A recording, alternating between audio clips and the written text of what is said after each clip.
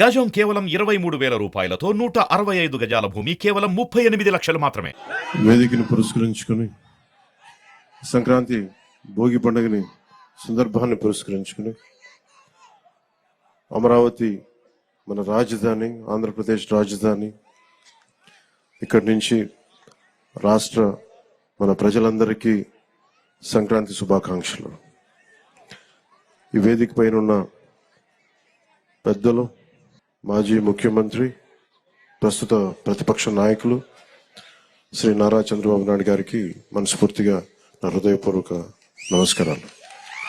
ఈ వేదిక పైన ఉన్న తెలుగుదేశం నాయకులకి, పెద్దలకి, జనసేన నాయకులకి, ప్రతి ఒక్కరికి పేరు పేరున హృదయపూర్వక నమస్కారాలు, సంక్రాంతి శుభాకాంక్షలు. ముఖ్యంగా ఇక్కడికి వచ్చిన అమరావతికి రాజధాని కోసం, 5 కోట్ల ప్రజల రాజధాని కోసం 33,000 ఎకరాలు ఇచ్చిన ఇక్కడికి వచ్చిన రైతు కుటుంబాలకి, రైతులకి, ప్రతి ఒక్కరికి మనస్ఫూర్తిగా మీ అందరికీ నిజమైన సంక్రాంతి శుభాకాంక్షలు. గత 4 సంవత్సరాలుగా ఈ రాష్ట్రానికి పీడ పట్టింది. ఆ పీడ తొలగిపోయే టైం అయింది. ఆ కీడుని, ఆ పీడని ఈ రోజున భోగి మంటల్లో కాల్చేసాం. ఈరోజు నాకు మీ కష్టాలు తెలుసు. ఆ రోజున మన పార్టీ ఆఫీసుకు కూడా మీరు వచ్చి మీ మీద దాడి జరిగి చాలా అనుచితంగా, దారుణంగా మిమ్మల్ని లాఠీలతో కొట్టి రైతాంగాన్ని చాలా చాలా బాధ గురిచేసి నాకు కలిచివేస్తుంది. ఈ రోజున తెలుగుదేశం కానీ జనసేన 2 కలిసి ఉన్నాయంటే మీ అందరి ఆవేదన, ఏడుపు ఆ రోజు నన్ను కలిచేసింది.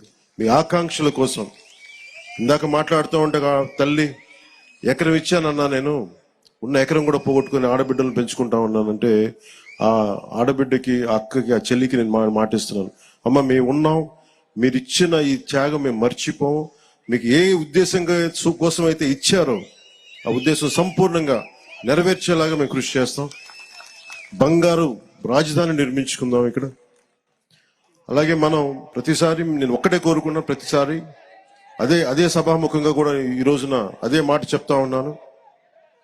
ప్రతిసారి మీరు జై అమరావతి అన్నప్పుడల్లా ఒకటి గుర్తుపెట్టుకొని, మీరు ఆంధ్ర కోసం, మీరు 5 కోట్ల మంది ప్రజల కోసం మీరు ఈ రోజున రాజధాని ఇచ్చారు. జై అమరావతితో పాటు జై ఆంధ్ర నినాదాన్ని కూడా మీరు తీసుకెళ్లాల్సింది. ఎందుకంటే మీరు అన్నప్పుడల్లా మీరు ప్రజలకు తెలుస్తూ ఉంటుంది మీరు చేసిన త్యాగాలు. కేవలం జై అమరావతి అంటే ప్రజలకి, 5 కోట్ల మంది ప్రజలకి అర్థం కావట్లా.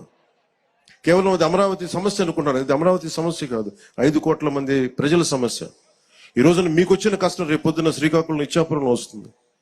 అటుపోతే మనకి ఇంక్లూడింగ్ కడపలోని పులివెందులో కూడా వస్తుంది.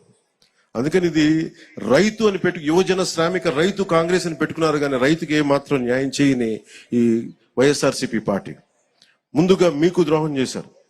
భవన నిర్మాణ కార్మికులకి ద్రోహం చేశారు. ఉద్యోగులకి సరైన డిఎస్సి రిక్రూట్మెంట్ ఇవ్వకుండా మనకి డిఎస్సి రిక్రూట్మెంట్ ఇవ్వలేదు. కానిస్టేబుల్స్కి కనీసం సరైన ఉద్యోగ అవకాశాలు లేవు. ఏ విధంగా చూసినా ఉపాధి అవకాశాలు లేవు. వీటన్నిటినీ కలిచివేసింది. ముఖ్యంగా మీరు గుర్తుపెట్టుకోవాల్సింది, ఆ రోజున మీకు కౌలు రావట్లేదు అంటే ఆ రోజున జనసేన మీకోసం ముందుకొచ్చి మీకు కౌలు పడేలా మీకు మీ తరపున మేము పోరాటం చేశాం.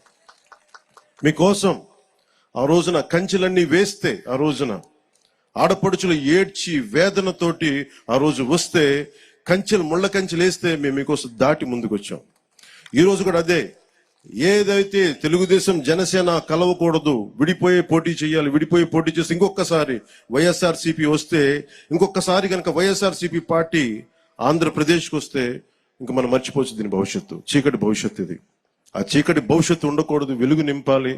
అందుకని ఈ భోగి రోజున మనం జనసేన తెలుగుదేశంతో కలిసి ఒక సుస్థిరమైన ప్రభుత్వం స్థాపించాలి, మీకు బంగారు భవిష్యత్తు ఇవ్వాలని మనస్ఫూర్తిగా నేను మీ అందరికీ తెలియజేసుకుంటా ఉన్నాను. అలాగే జనసేన రైతులకి అండగా నిలబడే పార్టీ. ముఖ్యంగా కౌలు రైతులకి మేము స్వయంగా పార్టీ తరపు నుంచి ఇంతమందికి మేము స్వయాన ₹1,00,000 చొప్పున అందరికీ అందజేశాం. అందుకని మీకు ఎప్పుడు కూడా భూమి కోల్పోయిన రైతుకి, కౌలు రైతులకి, రాష్ట్ర ప్రజలకి, యువతకి, మహిళలకి, అందరికీ కూడా పేరు పేరున ప్రతి ఒక్కరికి కూడా నా శుభాకాంక్షలు తెలియజేసుకుంటూ, భవిష్యత్తులో ఈ రోజున మాట్లాడబోయేది చాలా ముందు ఉంది. అందుకని ప్రత్యేకించి మీ అందరికీ శుభాకాంక్షలు తెలియజేసుకుంటూ, అలాగే అమరావతి వేదిక నుంచి కూడా మన తెలంగాణ ప్రజలందరూ కూడా నేను సంక్రాంతి శుభాకాంక్షలు తెలియజేసుకుంటా ఉన్నా. తెలుగు ప్రజలు ఎక్కడున్నా, విదేశాల్లో ఉన్నా, కర్ణాటకలో ఉన్నా, తమిళనాడులో ఉన్నా, తెలుగు ప్రజలందరికీ, భారతదేశ ప్రజలందరికీ మన అమరావతి కేంద్రం, మన రాజధాని నుంచి వారందరికీ సంక్రాంతి శుభాకాంక్షలు తెలియజేసుకుంటూ, వచ్చే సంవత్సరం జనసేన తెలుగుదేశం ప్రభుత్వం తోటి అద్భుతంగా మనందరం ఇక్కడ సంక్రాంతి జరుపుకుందాం అని తెలియజేసుకుంటాం.